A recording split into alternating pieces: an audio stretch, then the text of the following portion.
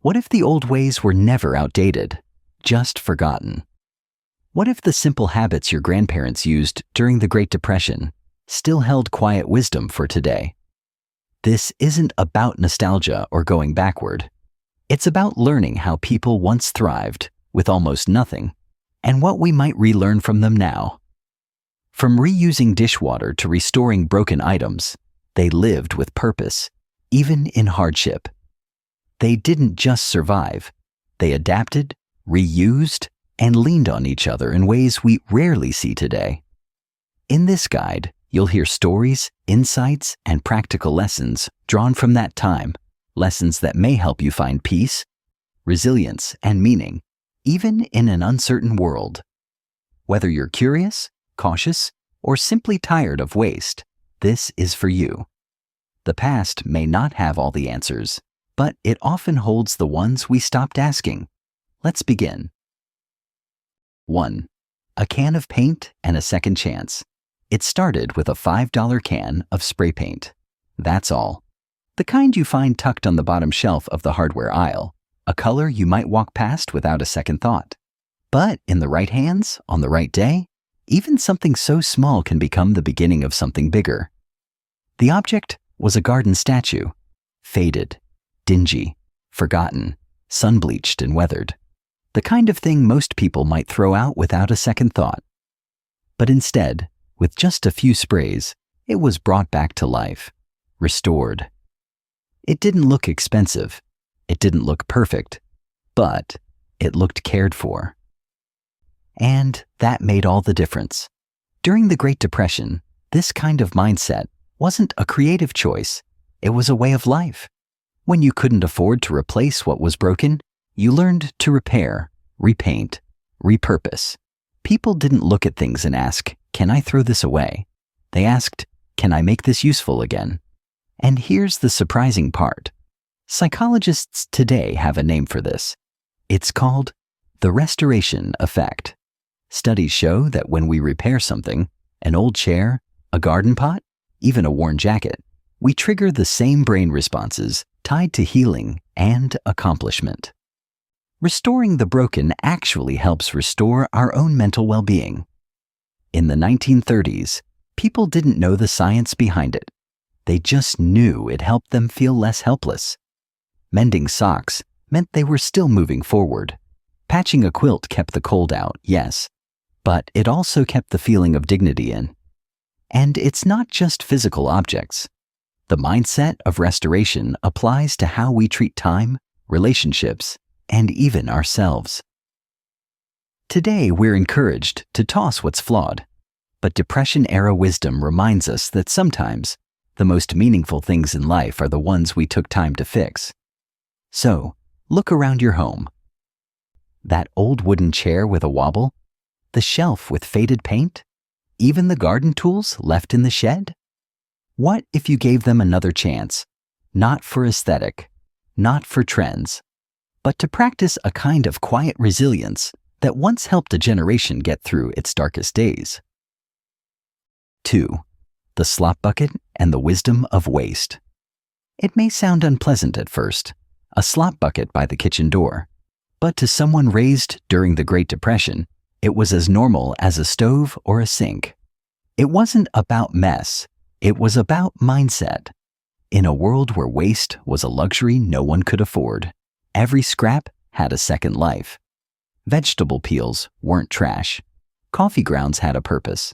Dishwater wasn't dumped, it was repurposed. One of the most overlooked lessons of the Depression era is how deeply people understood the cycle of use. They reused, not because it was trendy or eco-friendly, but because it was necessary.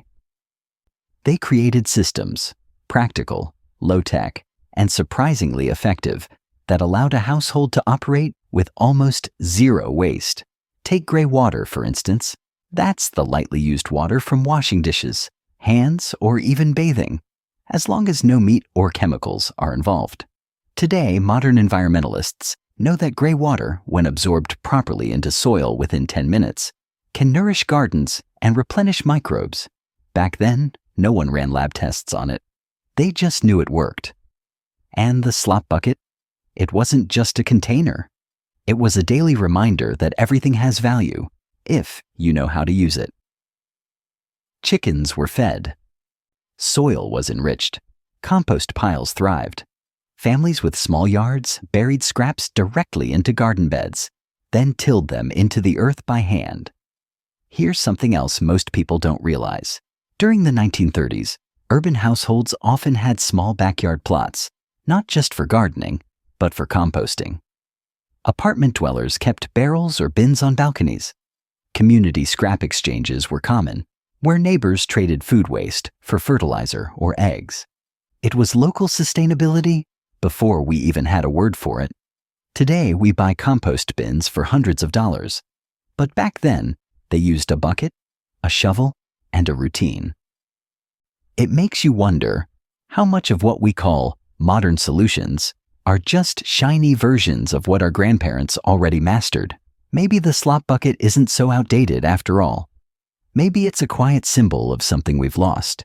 The ability to see value in what the world tells us is useless. 3. The grapes were late that year. The summer was hot, but the grapes didn't ripen on time. Day after day, families walked past the vineyard, checking the clusters, sniffing the air. Still sour, still not ready. In today's world, if we want grapes, we buy them. Green, red, organic, seedless, whatever we choose, shipped from thousands of miles away. But back then, there was no substitute. When the grapes weren't ready, you waited. That year, they waited a little too long. The season shifted fast. The cold came early. Some grapes were lost. Others were harvested in haste, tart, uneven, stubborn. A few families made jelly anyway, mixing in cinnamon and clove to sweeten the batch. It wasn't perfect, but it was preserved. This is where the lesson lives, not in the grapes, but in the patience and in the acceptance of what is. The Great Depression wasn't just about survival. It was about learning how to live with unpredictability. Crops failed, tools broke, prices soared, and plans, no matter how carefully made, were often rewritten by the forces of nature or economics. But instead of resisting, people adjusted. When beans didn't sprout, they planted carrots. When flour ran low, they made cornbread from cornmeal and molasses. When canned goods ran out, they bartered with neighbors or dried their own fruit on windowsills. Here's something few people know. During the early 1930s, families used solar dehydration by laying sliced apples or tomatoes on wooden screens, covering them with thin cheesecloth and letting the sun do its work. It wasn't new technology, it was ancient, but it worked. There's power in waiting, in not forcing things, in learning to work with the season instead of against it. So when you feel like life isn't ripening fast enough, remember the grapes. Remember the jelly that wasn't sweet, but was still shared around the table. And remember that resilience doesn't always look like victory. Sometimes it looks like making do with what you've got and finding sweetness anyway. 4. The outhouse truth no one talks about. Nobody really wants to talk about outhouses. Even the word feels outdated, a little uncomfortable. It brings to mind images of cold nights, creaky wooden doors, and the smell of something we'd rather forget. But during the Great Depression, outhouses weren't optional. They were essential. And more than that, they were surprisingly effective. Before indoor plumbing became widespread in rural America, outhouses were the standard, and not just in backwoods shacks. They were on farms, in mining towns, behind boarding houses. And when cared for properly, they were clean, safe, and even, dare we say, efficient. Most people today don't realize this. A well-maintained outhouse with proper distance from water sources and regular lime treatment is actually less prone to disease spread than poorly maintained septic systems. There's even data from the 1930s public health departments showing lower rates of contamination in areas that followed traditional spacing and sanitation guidelines. People built outhouses with purpose. They were placed downhill from wells, far from homes, and ventilated through natural airflow. Ash or lime was used to neutralize odor and kill bacteria. Slats allowed for airflow while maintaining privacy, and every few years they were moved to fresh ground while the previous pit was covered and left to compost underground. It wasn't glamorous, but it worked. Now here's the emotional core. In an era when people were losing homes, jobs, and sometimes dignity, even the outhouse became a symbol of self-reliance. If you could manage your own sanitation, you didn't have to depend on city systems or broken infrastructure. You could live off-grid, on your own terms. And today, as people look toward tiny house living, off-grid cabins, and composting toilets, it turns out the old ways weren't so outdated after all. In fact, modern composting toilets, some of which cost thousands of dollars, are based on the same principles Depression-era families used with scrap lumber and common sense. So maybe the outhouse isn't something to be embarrassed about. Maybe it's a quiet reminder that dignity doesn't come from convenience. It comes from care. In a time of crisis, having control over even the most basic needs is a kind of freedom. 5. The hidden price of convenience. Today, you can buy 100 plastic sandwich bags for under $5. Toss them in your cart, use them once, and never think about them again. That's what we're taught. If something saves time, if it's cheap, if it's convenient, it must be good. But the Great Depression taught a very different lesson. The easiest choice isn't always the wisest. Back then, there was no plastic in the kitchen. None. Food was wrapped in cloth, stored in glass, or preserved in wax paper. Leftovers went into ceramic bowls, covered with plates turned upside down. Lard tins became lunch containers. Milk was delivered in glass bottles, picked up, cleaned, and reused. And here's something you might not know. Even flour sacks were reused, not just once but many times. Families turned them into pillowcases, curtains, and school dresses. The fabric was sturdy. The designs were often beautiful. So much so that flour companies began printing colorful patterns on the bags, because they knew women would turn them into clothes. One company even printed doll patterns for children on the inside of the sacks. That was marketing in the 1930s. Give your customers something they could keep. Compare that to now. Single-use plastics are everywhere. Sandwich bags, water bottles, yogurt containers, coffee pods. We use them for convenience, then throw them away. But there is no away. A plastic bag can take 500 years to decompose. Many will outlive your grandchildren. But this isn't about guilt. It's about awareness and choices. The people who lived through the Depression didn't have a zero-waste movement. They didn't need one. Their way of life was naturally sustainable. When something broke, they fixed it. When it emptied, they refilled it. When it wore out, they repurposed it. Waste wasn't a sin. It was just unthinkable. Here's a real story. A widow in Kansas, 1934, kept every glass jar that came through her home. After her husband passed, she used them to start a tiny backyard canning business, preserves, pickles, and homegrown tomatoes. That side hustle paid for her children's shoes and school books, and every jar was used, washed, and used again. For years. That was her convenience. Not plastic, not cheap, but durable, dependable, and hers. Today, we pay with our wallets, our time, and, more quietly, our environment. Plastic is fast, but it's rarely lasting. And in a world of fast, maybe we've forgotten the value of what endures? So, what can we do? We don't need to throw out every convenience overnight. But we can choose to slow down the cycle. Use one less plastic bag a day. Replace disposables with reusables when possible. Keep that old mason jar and give it a new purpose. Learn to mend, repair, reuse. Because every time you make something last, you're honoring a lesson that helped an entire generation survive and even thrive with almost nothing. And here's the deeper truth. Convenience makes life faster, but care makes life richer. They chose care. Maybe we still can too. 6. High tech, empty hands. We live in the age of machines.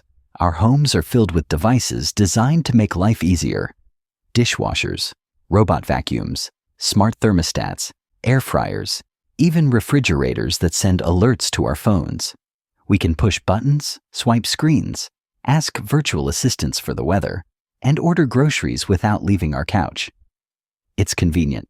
It's efficient. It's progress. But what happens when the power goes out? That's not just a metaphor.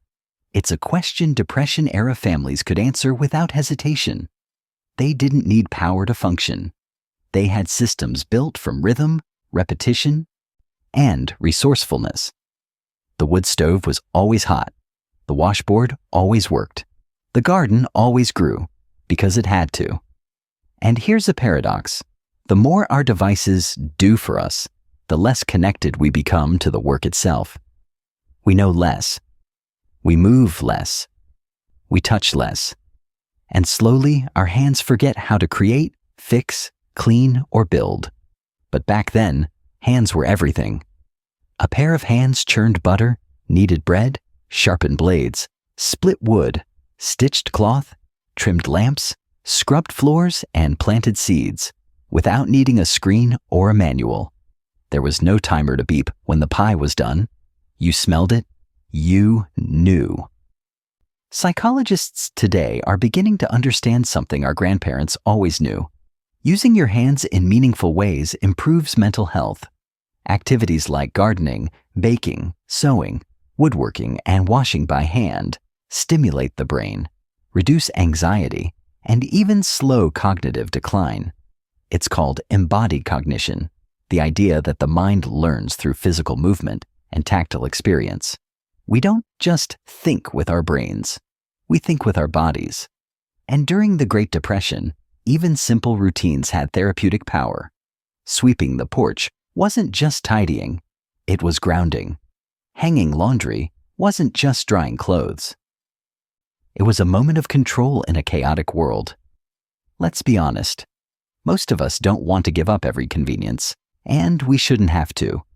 But when technology becomes a barrier between us and our daily lives, when we don't remember how to cook without a microwave or clean without a spray bottle, we lose more than just skills. We lose independence. Here's a detail most people overlook. During the Great Depression, many homemakers didn't trust the early modern appliances when they first arrived. They were skeptical, not because they feared technology, but because they had built lives that worked without it. Why fix what wasn't broken? Maybe that's a question worth asking again, because while machines can save us time, they can't give us meaning. And at the end of the day, it's not the sleekest kitchen or the smartest home that matters. It's what you can do with your own two hands when no one and nothing else is available. If you had to bake bread without electricity, could you? If you had to wash your clothes by hand, would you know how? These are not hypothetical survival questions. They're reflections of something deeper, the relationship between our bodies and our sense of enoughness. The generation who lived through the Depression didn't see manual work as a burden. It was simply part of life. It kept them strong, focused, and grounded in the present. So maybe, just maybe, some of that hard work we avoid today is exactly what we're missing. Not for nostalgia, but for wholeness. 7. The crisis that wasn't just economic. We call it the Great Depression, and we usually think of it in numbers. Thousands of banks failed. 1 in 4 workers lost their jobs. Families stood in bread lines that stretched for blocks. But behind those numbers was something far deeper. The real crisis wasn't just economic. It was emotional, spiritual, human. Imagine this. You are a father, once proud and able, now staring at your children across an empty dinner table. You have no paycheck to bring home, no job to go to. You walk the streets in worn shoes looking for work that doesn't exist. While your neighbors hang for sale signs they know no one can afford to answer. The loss wasn't just income, it was identity. Men who had once built railroads and farms and towns now felt invisible. Women held their families together with sewing needles, soup bones, and silence. And children learned, far too early, what it meant to go without. But here's where the story turns. Because even as systems collapsed, people didn't. Neighbors shared more than just sugar. They shared responsibility. In towns across the country, church basements became soup kitchens. Farmers shared land so others could grow food. Strangers left eggs and firewood on porches under cover of night, not out of charity, but out of community. In Appalachia, a family with little gave what they had: a jar of jam, a loaf of bread, a coat a child had outgrown. In cities like Chicago, barbers gave free haircuts to help job seekers feel confident. In small towns, schools stayed open not just to teach, but to keep children warm. Did you know that during the harsh winter of 1933, some towns formed milk clubs, where families took turns buying and distributing milk so no child would go without? These clubs weren't government-run. They were built on trust. The Depression made life harder, but in many ways, it made people kinder. Today, we talk a lot about self-sufficiency. And yes, it matters. But back then, they knew something even more powerful. No one survives alone. The strongest people weren't the ones with the most stockpiled food or the best tools. They were the ones who showed up for each other.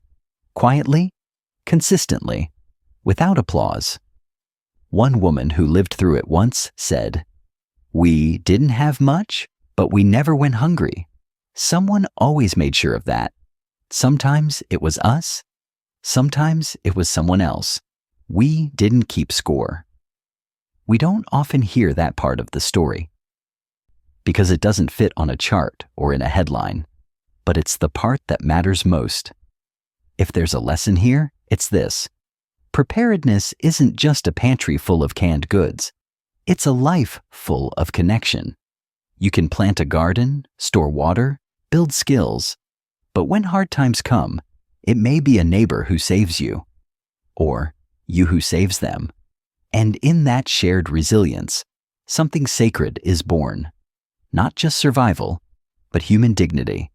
So, if you're wondering how to prepare for the unknown, yes, learn to grow food, fix things, and spend wisely.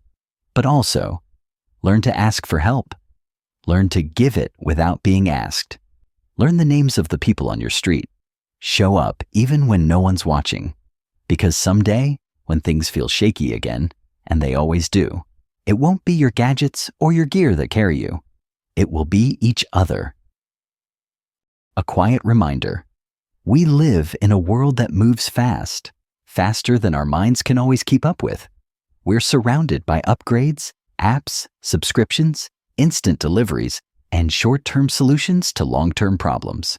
But the Great Depression teaches us something very different, something we may have forgotten. Not because it stopped being true, but because it stopped being convenient. That lesson is simple. You can live well with very little if you live with intention. This isn't about returning to the 1930s. No one wants to relive that hardship. But maybe, just maybe, there are pieces of that time we're meant to carry forward. The habit of fixing before tossing. The mindset of saving before spending. The grace of accepting what is while still hoping for more. And the deep understanding that people matter more than things. You don't need to build a compost bin, make soap from scratch, or swear off electricity. But you can choose to live slower. You can notice more. You can waste less. Maybe that means learning one new skill, or finally mending the shirt you've kept in the back of your closet, or asking your neighbor how they're doing, not in passing, but for real. Maybe it just means remembering that your hands are capable, your heart is resilient, and your home, no matter how simple, can be a place of peace, warmth, and care, because the old ways, They weren't perfect, but they were human. And in a world where so much feels disposable, that might be exactly what we need more of.